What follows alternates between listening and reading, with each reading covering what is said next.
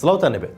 پێگەیەکی بەریتانی هۆکارەکانی زۆری حاڵەتەکانی شێرپەنجە ئاشکرا دەکات و نەتەوەی گرتوەکانیش زەنگی مەترسی سەبارەت بە زۆری حاڵەتەکانی شێرپەنجەی خوێن لە عێراقدا لێدەدات. پێگەیەکی بەریتانی لە راپۆرتێکدا مەترسیەکانی هەڵکشانی توشبوونی هاوڵاتیانی عێراقی بە نەخۆشی شێرپەنجە ئاشکرا کردووە.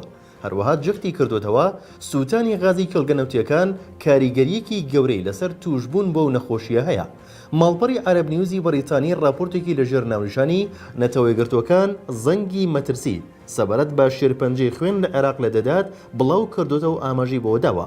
ژمارەیەک لە توێژەرانی نەتەوەی گرتوەکان سلماندویانە ئەو کەسانی لە نزیک کەڵگەنەوتیەکان دەژین ئەو جێگەی غازەکەی لە هەوای کراوەدا دەسووتێت ڕوبەڕووی مەترسی زیادبوونی توشبوون بە شێرپەنجەی خوێن دەبنەوە.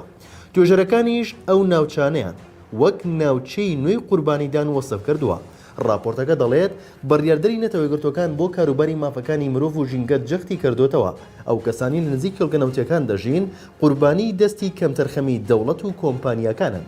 ئاماژەی بۆش کردووە هەرچەندە بەپێی یاسای عێراقی نابێت غازی کێڵگەکان کە 6 میل لە شوێنی نیشتەجێبوونی هاوڵاتیانەوە نزیکە بسووتێت، بەڵام راپۆرتەکە تێبینی کردووە لە ناوچەیەکی وەکو بەسرە کێڵگە غازیەکان لە ناوجەرگەی دانیشتواندا دەسووتیان.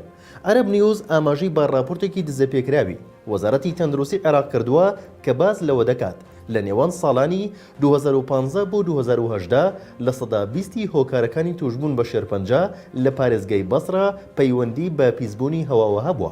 لە کۆتایی راپۆرتەکەدا داوا لە کۆمپانیەکانی بواری نەوت کراوە چاو بە سیاسەتەکانیان لە بواری سووتانی غازی کێڵگەنەوتیەکاندا بخشێنەوە، بەڵام ئەو دوو کۆمپانیای ڕەتیان کردوتەوە کە کار و چالەکیەکانیان ببێتە هۆی تێکچوونی تەندروستی هاوڵاتیانی عێراقی. جەختیشان کردوتەوە پاراستنی تەندروستی هاوڵاتیان ئەرکی حکوومەتی عێراقە.